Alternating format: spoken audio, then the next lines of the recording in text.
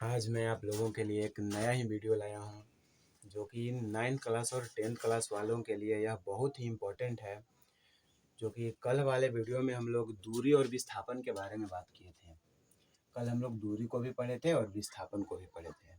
दूरी का मतलब डिस्टेंस, डिस्टेंस क्या होता है इसके बारे में आप लोग को इससे पहले वाले वीडियो में बताया गया था। और विस्थापन भी कल हम लोग पढ़े थे कि विस्थापन क्या होता है, विस्थापन में सदिश राशि है या अदिश राशि है, और इसमें बताया गया था कि विस्थापन में दूरी होता है। बहुत सारे चीज़ इसमें पढ़े थे। तो आज हम लोग पढ़ने वाले हैं दूरी एवं विस्थापन का आलेख, कि दूरी का आलेख कैसा होता है और विस्थापन का आलेख कैसा होता है, और दोनों को जब मिलाकर देखेंगे तो कौन सा आलेख दूरी का होगा और कौन सा आलेख विस्थापन को होगा। तो आप लोग इस वीडियो में लास्ट तक बने रहिएगा ताकि मैं आप लोग को अच्छे से समझा सकूं कि दूरी और विस्थापन का आलेख कैसा होता है।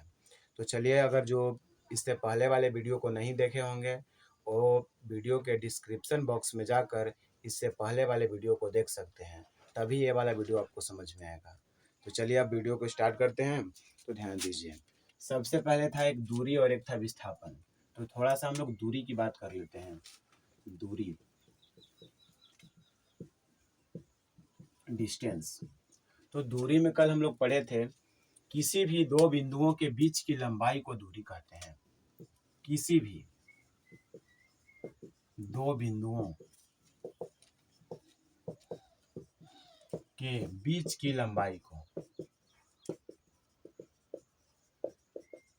दूरी कहते हैं। तो हम लोगों ने कल देखा था कि किन्हीं भी दो बिंदुओं के बीच की लंबाई को दूरी कहते हैं। और दूरी कहने से हम लोग को ये पता नहीं चलता है कि वस्तु किस दिशा में है, इसका मतलब दूरी में दिशा का ज्ञान नहीं मिलता है। तो दूरी हो गया था कल हमारा अदिश राशि। ठीक है, वो बात तो कल पढ़े थे। एक था विस्थापन। थोड़ा सा विस्थापन के भी बारे में देख लेते हैं।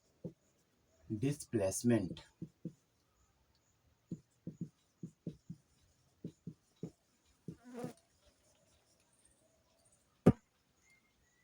हाँ, तो विस्थापन में हम लोग पढ़े थे जिसमें निश्चित दिशा आ जाए, तो दिशा आ जाएगा तो हो जाता है विस्थापन।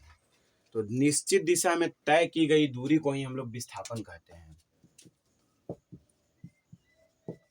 निश्चित दिशा में तय की गई दूरी को विस्थापन कहते हैं।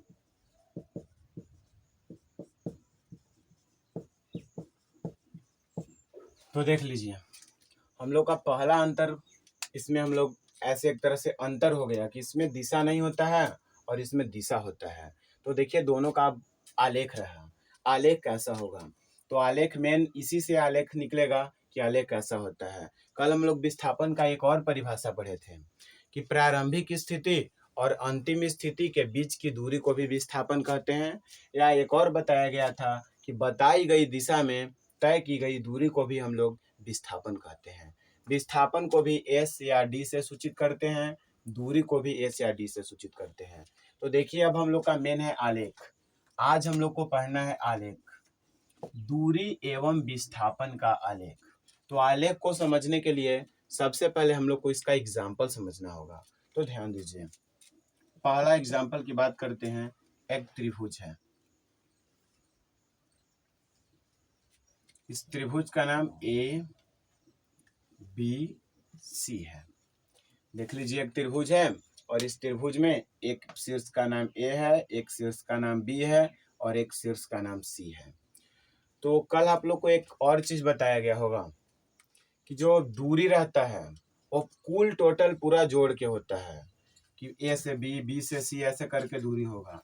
लेकिन जो हमारा विस्थापन होता है वो प्रारंभिक स्थिति और अंतिम स्थिति को देखता है, ना कि आप बीच में कहाँ गए ये सबको नहीं देखता है।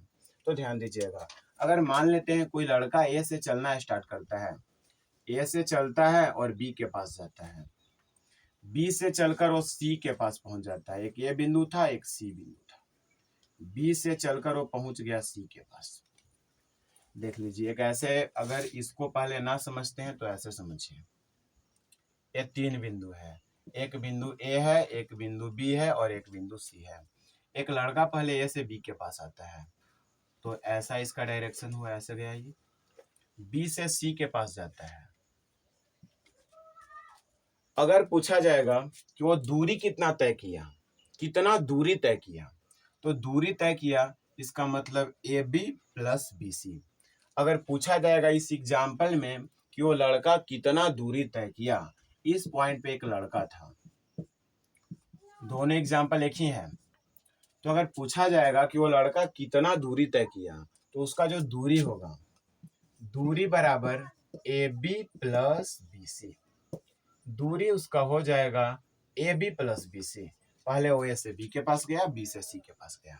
लेकिन अगर पूछ दिया जाएगा आप लोग से विस्थापन, कि बताइए वो लड़का का विस्थापन क्या होगा, तो विस्थापन तो कहता है कि प्रारंभिक स्थिति और अंतिम स्थिति के बीच की दूरी को, या कहता है निश्चित दिशा में, तो यहाँ से लड़का का जो लास्ट स्थिति यहाँ पे है, तो इसका दिशा कुछ ऐसे हो जाएगा।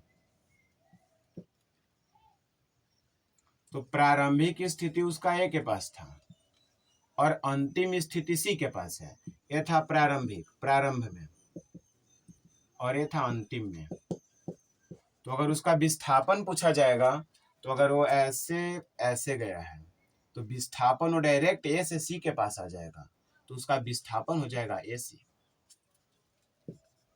जो कि देखिए आप इसको एरो के द्वारा भी समझ सकते हैं, ध्यान दीजिएगा। वो लड़का यहाँ से चलना स्टार्ट किया, ए से आया बी के पास, तो बी से गया सी के पास, दोनों एरो सेम है, इसी डायरेक्शन में जा रहा है। लेकिन ए वाला जो एरो है इसे रोक दिया। समझिए कि जो रोकने वाला होता है वही हमारा विस्थापन होता है। तो देख लीजिए दूरी का आलेख यहाँ पे जो रहेगा, तो दूरी बराबर हो जाएगा इस आलेख में A B plus B C, दूरी ए बी और बी सी को मिलाकर होगा। और जो हमारा विस्थापन रहेगा वो डायरेक्ट प्रारंभिक स्थिति और अंतिम स्थिति हो जाएगा ए सी, जो कि हमारा वही विस्थापन ए सी हो जाएगा। तो पहला एग्जाम्पल हम लोग समझ गए कि इस एग्जाम्पल में दूरी A B plus B C होगा, और जो इसमें विस्थापन रहेगा वो हमारा डायरेक्ट ए से सी तक हो जाएगा ए सी।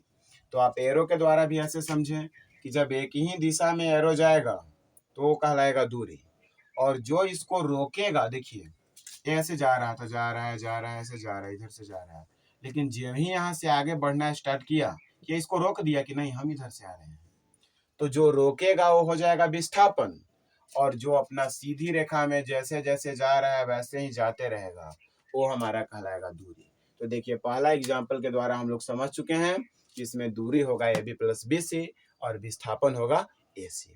चलिए अब अगला एग्जाम्पल की बात करते हैं। देखिए दूसरा एग्जाम्पल, ध्यान दीजिएगा, बहुत ही आसान लगेगा। दूसरा एग्जाम्पल में हम एक आयत बनाए हैं, इसमें भी कुछ भी नाम दे सकते हैं, ए बी सी डी, चार कोण इसमें हो गया, चार शीर्ष है, इसलिए हम ए बी सी डी नाम दे दिए। मान लीजिए कि अगर कोई एक लड़का है जो ए से बी की ओर जा रहा है, ए से चलना स्टार्ट किया, बी की ओर गया, बी से जा रहा है सी की ओर, सी से जा रहा है डी की ओर। उसका प्रारंभिक स्थिति था ए के पास,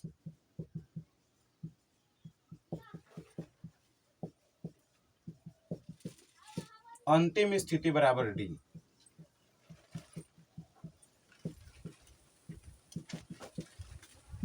तो ध्यान दीजिए, अगर इस आलेख में पूछा जाएगा इसका दूरी क्या होगा, तो ध्यान दीजिएगा दूरी क्या होगा, बहुत आसान। दूरी बराबर यहां से वो चलना स्टार्ट किया, तो सबसे पहले तो उसका ऊपर वाला एक ए बी दूरी हो गया, ए बी प्लस बी से सी की ओर आया तो उसका एक दूरी हो गया बी सी, प्लस अगर हो गया सी से डी के पास तो सी डी। प्रारंभिक शुरू में वो लड़का यहाँ पर था, वो घूमते घूमते यहाँ पर चला आया है, तो उसका दूरी है, टोटल होगा दूरी, लेकिन जो विस्थापन होगा वो इसका क्या होगा, एडी होगा, क्योंकि देखिए काट रहा है। वो डायरेक्ट अगर उसको ए से डी के पास जाना है तो इतना क्यों घूमेगा, डायरेक्ट ए से डी के पास आ गया, तो ए से डी के पास आ गया, तो विस्थापन जो होता है हमेशा होता है दिशा के साथ, तो इसका दिशा ऐसे हो गया इस डायरेक्शन में, तो इसका विस्थापन हो जाएगा एडी।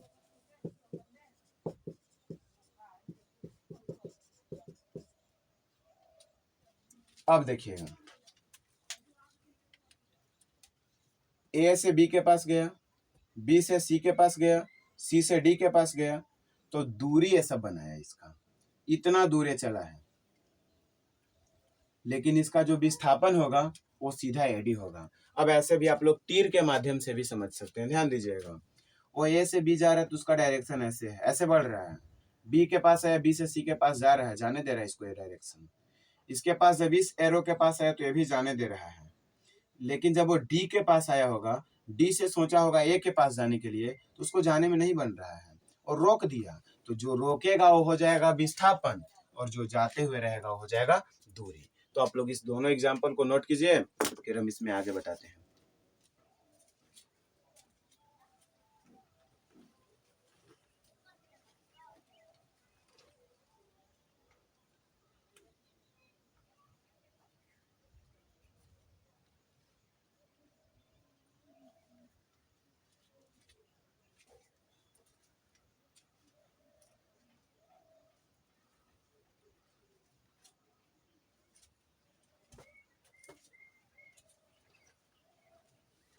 हो गया, चलिए तो अब हम पूरा मिटाते हैं, अब तीसरा एग्जाम्पल की बात करते हैं।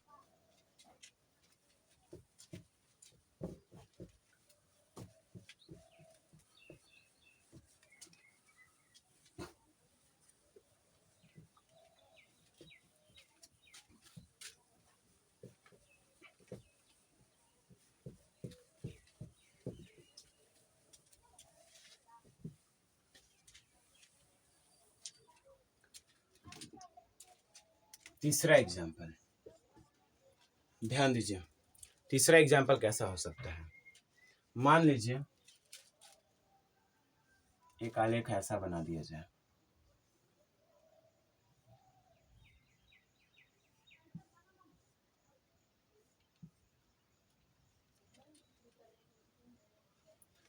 A B C D.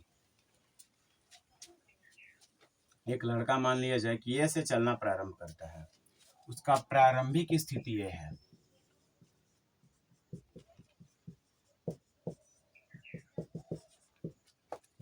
अंतिम स्थिति डी है।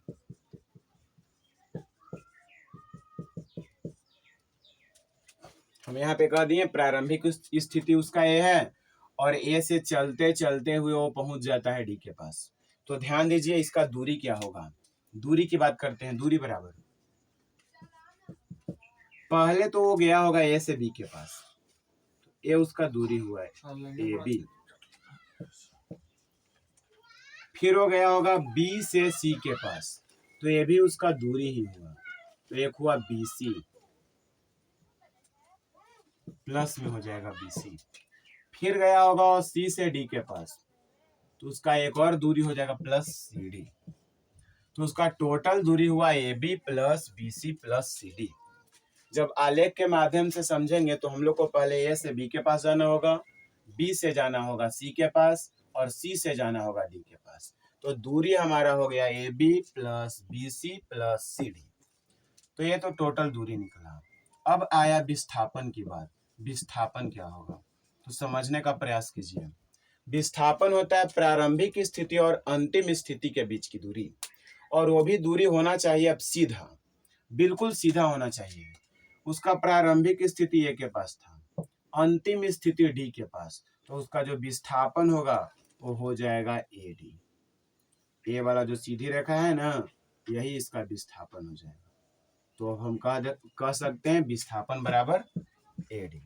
या जब आप तीर के माध्यम से समझिएगा तो तीर के माध्यम से ध्यान दीजिए, ए वाला तीर हमको ए से बी के पास ले गया, बी से सी के पास ले गया, इसका मतलब ये सब दूरी है ए बी बी सी। सी से डी तक ये वाला तीर ले गया तो ये भी दूरी है, लेकिन ये क्या डी से ए तक ले जा रहा है, नहीं ले जा रहा है, रोक दे रहा है। कौन रोक दे रहा है, ए वाला तीर। तो ए वाला तीर कहाँ ले जा रहा है, ए से डी के पास। इसका मतलब जो रोकने वाला होता है वो विस्थापन होता है, और विस्थापन हमेशा सीधा होता है, सीधी रेखा में होनी चाहिए विस्थापन। तो इस आकृति में, इस आलेख में हमारा विस्थापन हो जाएगा एडी और दूरी हो जाएगा A B plus B C plus C D. चलिए अब अगला एग्जाम्पल की बात करते हैं, चौथा एग्जाम्पल, ध्यान दीजिए। एक और त्रिभुज बनाया जा रहा है।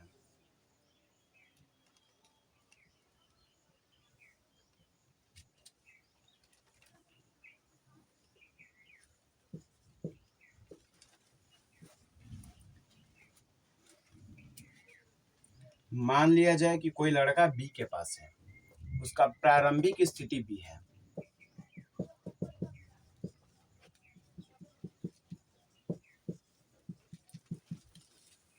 और बी से वो चला ए के पास, ए से चलते चलते वो पहुंच गया सी के पास, तो उसका अंतिम स्थिति हो जाएगा बराबर सी। समझने का प्रयास कीजिएगा। देखिए, एक लड़का है जो कि सबसे पहले बी के पास था, कहीं पे भी हो सकता है, लेकिन इस आकृति में वो बी के पास था, बी से चलकर वो पहुंच गया ए के पास, और ए से चलकर पहुंच गया सी के पास, मतलब कि लास्ट में वो सी तक पहुंचा है।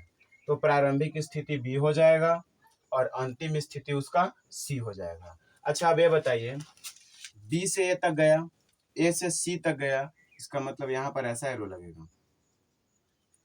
लेकिन क्या हुआ ना कि जब बी से ए तक गया, ए से सी तक गया, तो उसका तो दूरी पूरा हो गया बी ए प्लस ए सी, मतलब कह सकते हैं दूरी बराबर बी ए प्लस ए सी। तो जो एक ही दिशा में तीर जा रहा है वो हो जाएगा दूरी। लेकिन अगर पूछा जाएगा विस्थापन, तो इसका तीर पता है कैसे होगा? ऐसा होगा। जब ये जा रहा है, ये भी जा रहा है, तो इसको रोकना चाहिए। विस्थापन हमेशा दूरी को रोकता है, तो यहाँ पर हमारा विस्थापन हो जाएगा। अब अगर मान लिया जाए कि नीचे वाला में भी यही एरो लगा दिया जाए, तो बताइए नीचे वाला जो है वो विस्थापन होगा या ऊपर वाला विस्थापन होगा?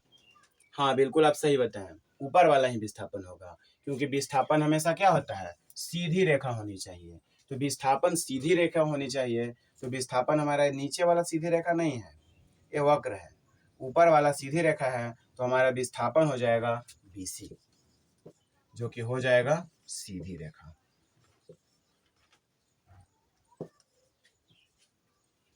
सीधी रेखा, तो विस्थापन हमेशा सीधी रेखा में रहता है। तो आप लोग याद रखिएगा कि कभी भी विस्थापन होगा तो ऐसे मुड़ा हुआ आकृति को विस्थापन नहीं बताएंगे, जो सीधा रहेगा। हाँ, BC होगा, तो BC का मतलब नीचे वाला नहीं, यहाँ पर ऊपर वाला होगा। तो जल्दी से आप लोग इसको नोट कीजिए।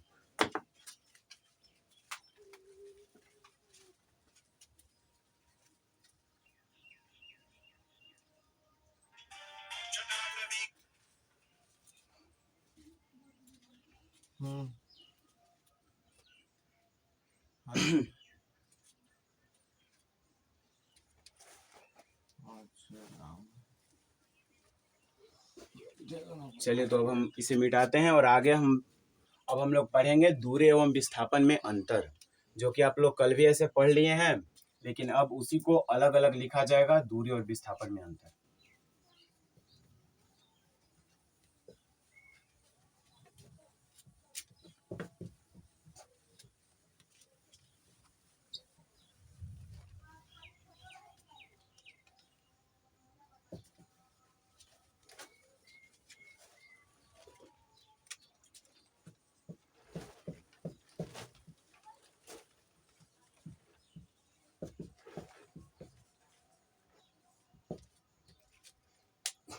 ऐसे अब हम लोग दूरी को भी पढ़ लिए, विस्थापन को भी पढ़ लिए। तो देखिए, दूरी और विस्थापन में अंतर बहुत ही इंपॉर्टेंट है, बहुत सारे एग्जाम में आता है कि दूरी और विस्थापन में अंतर क्या होता है। ज़्यादा से ज़्यादा आपको 2 अंतर या 3 अंतर लिखने को आएगा। तो आज हम लोग देख लेते हैं दूरी और विस्थापन का अंतर क्या होता है। तो चलिए, एक तरफ हम लिख देते हैं दूरी और एक तरफ लिख देते हैं विस्थापन।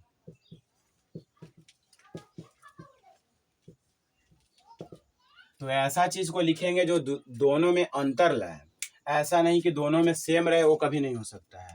हम लोग पढ़ रहे हैं अंतर, तो वो दोनों में लाना चाहिए डिफरेंट, कि इसमें वो चीज होना चाहिए और उसमें वो चीज नहीं होना चाहिए।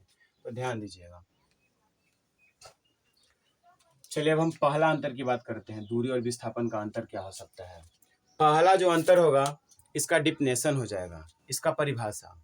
दूरी में आप लोग पढ़े थे कि किसी भी दो बिंदुओं के बीच की लंबाई को दूरी कहते हैं, और विस्थापन में आप लोग पढ़े कि निश्चित दिशा में तय की गई दूरी को ही विस्थापन कहते हैं। तो देखिए दूरी में हम पहला अंतर कह सकते हैं कि किसी दो बिंदुओं के बीच की लंबाई को दूरी कहते हैं। सबसे पहला अंतर हमारा हो जाएगा कि किसी दो बिंदुओं के बीच की लंबाई को दूरी कहते हैं। और जो विस्थापन होगा तो विस्थापन जो इसमें अंतर लाने वाला हो जाएगा उसमें दिशा आ जाएगा, मतलब कि निश्चित दिशा में तय की गई दूरी को विस्थापन कहते हैं। तो लिखा जाएगा इसका पहला अंतर, निश्चित दिशा में तय की गई दूरी को विस्थापन कहते हैं।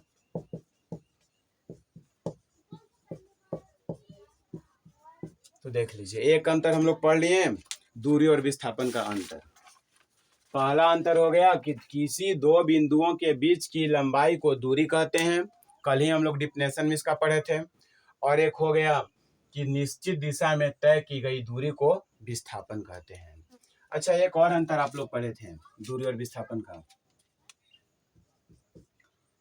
कल बताया गया था उसमें दूरी में कि दूरी कहने से हमको इस बात का पता नहीं चलता है कि वस्तु किस दिशा में है या कोई व्यक्ति किस दिशा में है या कोई जैसे कोई भी चीज हो सकता है वो किस दिशा में, हमको ये चीज का पता नहीं चलता है कि वो वस्तु या स्थान या कोई व्यक्ति किस दिशा में है, हमको दूरी कहने से पता नहीं चलता है।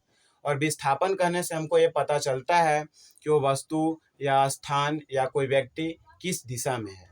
तो एक बात कह सकते हैं कि दूरी में दिशा नहीं होता है और विस्थापन में दिशा होता है, इसलिए दूरी हमारा हो जाता है अदिश राशि और विस्थापन हो जाता है सदिश राशि। जो कि दूसरा अंतर बहुत ही इंपॉर्टेंट है, तो लिखा जाएगा दूसरा अंतर कि दूरी एक अदिश राशि है।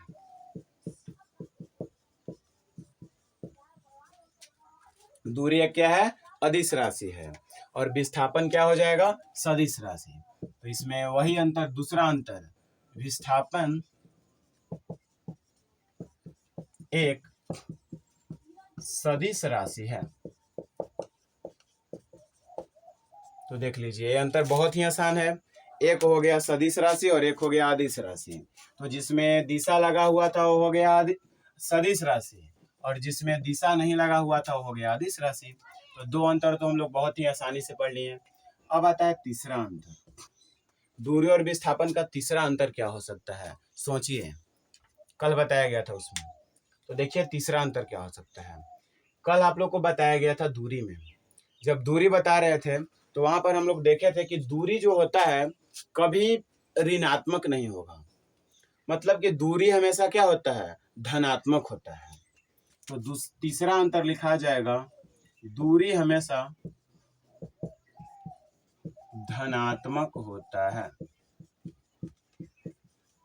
जैसे कभी भी किसी भी दो बिंदु के बीच की दूरी रहेगी तो दूरी को अगर किधर से कोई भी दिशा से नापेंगे तो हमेशा कुछ न कुछ प्लस में ही आएगा, मतलब कि दूरी कभी ऋणात्मक नहीं हो सकता है, दूरी हमेशा क्या होगा, धनात्मक होगा। लेकिन जो विस्थापन है इसमें आप लोग को कल बताया गया था कि अगर जब हम लोग उल्टा दिशा में विस्थापन को मापेंगे तो विस्थापन हमारा माइनस में भी हो सकता है।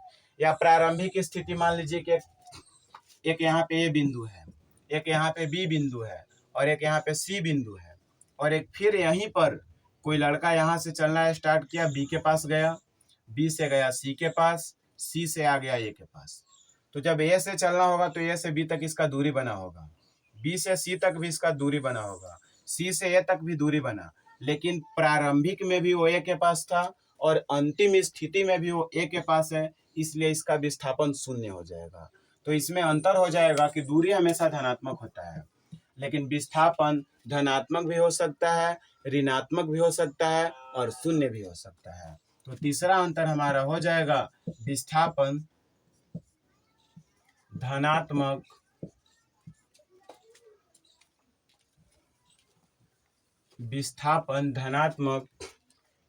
ऋणात्मक या शून्य भी हो सकता है।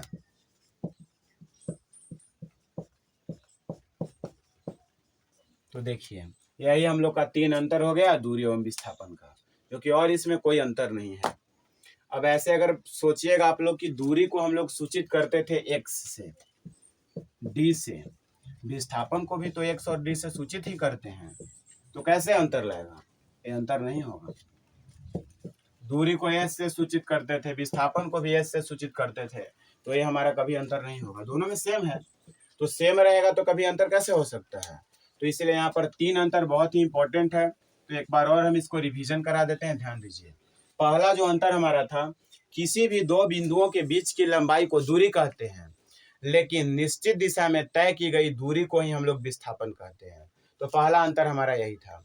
दूसरा अंतर था कि दूरी कहने से हमको इस बात का पता नहीं चलता है कि वस्तु किस दिशा में है, इसलिए वो हो गया अदिश राशि।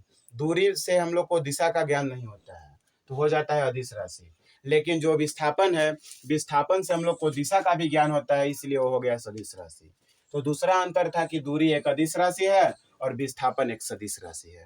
तीसरा जो अंतर हुआ, दूरी हमेशा धनात्मक होता है।